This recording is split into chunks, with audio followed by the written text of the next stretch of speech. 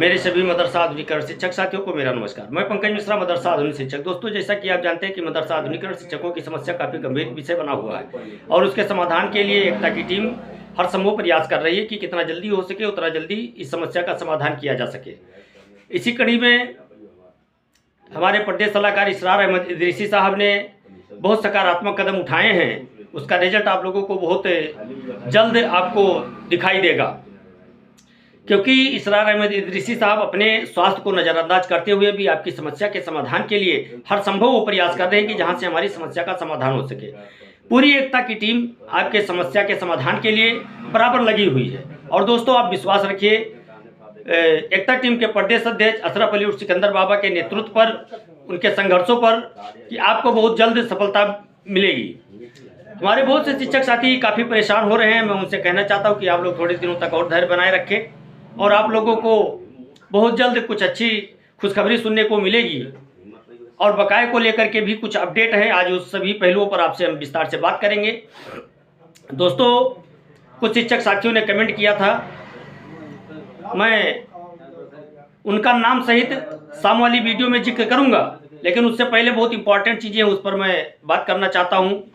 दानिश आजाद अंसारी साहब आपकी समस्या के लिए बिल्कुल लगे हुए हैं और कल भी अभी दानिश आजाद अंसारी साहब से हमारे प्रदेश से सलाहकार इसरार अहमद इदरीसी साहब और उनके दो रिश्तेदार इदरीसी साहब के नेतृत्व में जाकर के उनसे मिले हैं और उन्होंने ये भी कहा कि सर, अब आपने बहुत वादा कर लिया और वादे पर अब काम नहीं होने वाला है। हम लोगों को आप जो वादा हम लोगों से किया था उस वादे को आप निभाइए, वो निभाने का समय आ गया है। और अगर आप ऐसा नहीं करते हैं तो आपके ऑफिस के आगे और आपके घर के आगे हम लोग आत्मदाह करने पर मजबूर हो जाएंगे। उन्होंने कहा, नहीं देखिए, ऐसा नहीं करना है, ऐसा आपको करने की नौबत ही नहीं आएगी, क्योंकि हमारी बात मुख्यमंत्री जी से हो गई है और ये समस्या का समाधान बहुत जल्दी हो जाएगा। दोस्तों, एक बार फिर दानिश आजाद अंसारी साहब ने आश्वासन दिया है एकता टीम के प्रदेश सलाहकार इसरार अहमद इदरीसी साहब को। कल हमारी बात उनसे हुई, काफ़ी देर तक हुई और उन्होंने कुछ और कदम उठाने का निर्णय लिया है, वो हम लोगों को बताया। ये खैर गोपनीय बातें हैं दोस्तों, वो कदम उठाने के बाद में आप लोगों को उसको भी शेयर किया जाएगा आप लोगों के साथ, लेकिन अभी उसमें कुछ गोपनीयता है, इसलिए मेरी मजबूरी है कि मैं वो सब चीज़ें नहीं बता पा रहा हूँ। लेकिन आप लोगों से कोई चीज़ें छिपी नहीं है, आप लोगों को पूरी बातें बताई जाएंगी, क्योंकि आप ही लोगों के लिए संघर्ष किया जा रहा है और आप ही लोग हम लोगों की ताकत हैं। इसलिए आप लोग परेशान ना हो, आपकी समस्या के समाधान के लिए हम लोग जो संभव प्रयास हो सकेगा वो करेंगे और कर रहे हैं। और इतना विश्वास रखिए कि आपको सफलता मिलेगी, क्योंकि मंत्री जी बराबर लगे हुए हैं आपके काम के लिए। अभी कल भी मंत्री जी से वार्ता हुई है, उन्होंने यही कहा है कि हमारी मुख्यमंत्री जी से बात हुई है, वो काफ़ी सकारात्मक है आपके समस्या के लिए और उन्होंने आश्वासन दिया है कि आपके किए गए वादे को हम पूरा करेंगे। तो दोस्तों, आप लोग बिल्कुल परेशान ना हो, घबराए ना, आप धैर्य से कार्य करें और घबराने की कोई आवश्यकता नहीं है। देखिए, कई संगठन के लोग हैं और अपने अपने स्तर से वो अपनी अपनी बातें करते हैं।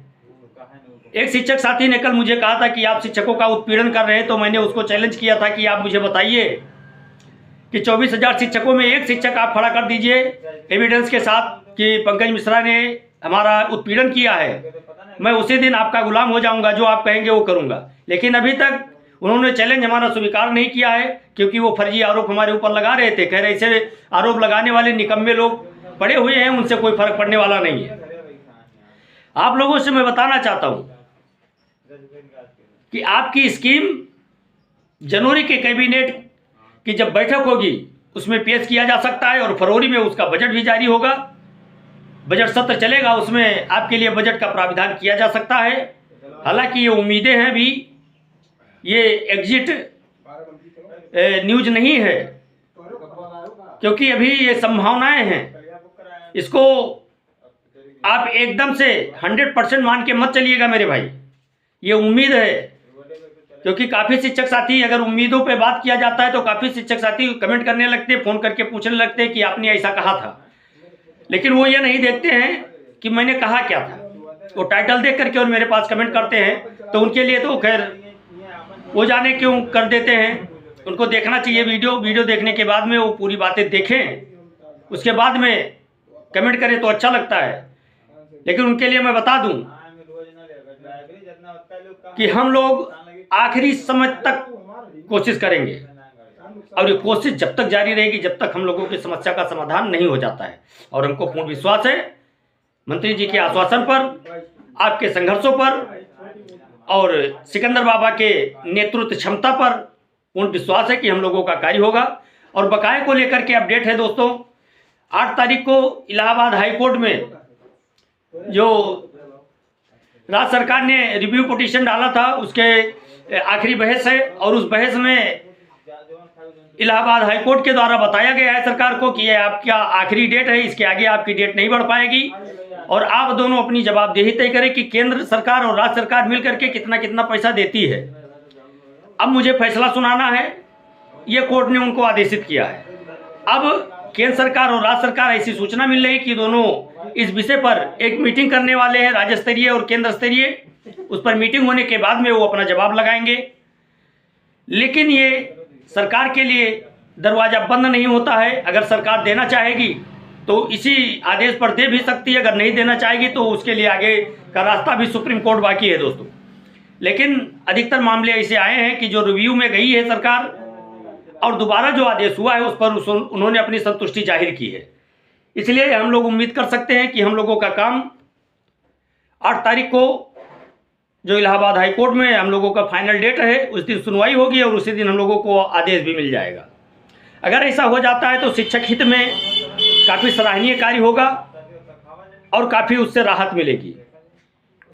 कुछ शिक्षक साथियों का एक सवाल था कि जो अगली नियुक्ति होगी तो क्या नए सिरे से होगी या किस डिग्री धारक को उसमें लिया जाएगा। तो सबसे पहले मैं ये स्पष्ट कर देना चाहता हूँ कि आप लोग उसके लिए आप परेशान ना हो, क्योंकि हम लोगों की मांग है हम लोगों को समायोजित करो या हमारी स्कीम चलाओ। और आपको इग्नोर करके आगे नई भर्ती नहीं निकाली जा सकती है, इतना आप विश्वास रखिए। अगर ऐसा होता है तो हम लोग भर्ती होने नहीं देंगे, क्योंकि हमारे लिए भी कोर्ट का दरवाज़ा खुला हुआ है। कैसा भी करके हम लोग अपना खोया हुआ सम्मान वापस जरूर लेंगे और उसके लिए प्रयास किया जा रहा है और उस प्रयास में कोई शक नहीं है। 80% हमको उम्मीदें हैं कि हमारा काम होगा। 20% हम उनके लिए रखते हैं जो सरकार बहुत बड़ा धोखा हम लोगों के साथ कर दे, उसकी बात मैं नहीं करता। लेकिन 80% उम्मीदों के हिसाब से मैं आपसे वादा करता हूं कि आपका काम जरूर होगा।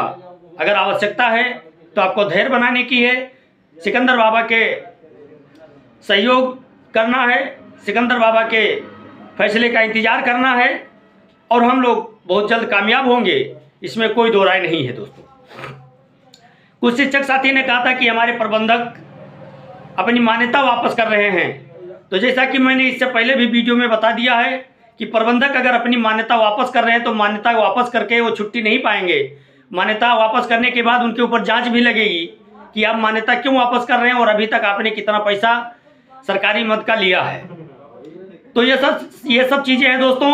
तो प्रबंधक को भी सोचना चाहिए कि अगर मान्यता आप वापस करते हैं तो आधुनिकीकरण शिक्षकों के पैरों पे कुल्हाड़ी नहीं मार रहे हैं, आप अपना पैर कुल्हाड़ी पे मार रहे हैं। इसलिए जो कुछ भी फैसला करें सोच विचार करके करें। और एक सूचना आप लोगों को और देनी है कि जो 26 जनवरी आने वाले साल में 26 जनवरी की तैयारी आप लोग पूर्ण रूप से करें और मजबूती के साथ करें और 26 जनवरी को अपने मदरसे में एक सांस्कृतिक कार्यक्रम का आयोजन कराएं और ये सोशल मीडिया पे जाना चाहिए कि हमारे मदरसों में सांस्कृतिक कार्यक्रम हो रहे हैं और ये बहुत सकारात्मक होगा। और इसी आशा और उम्मीद के साथ आज के लिए बस इतना ही। तब तक के लिए नमस्कार, जय हिंद, जय भारत, भारत माता की जय।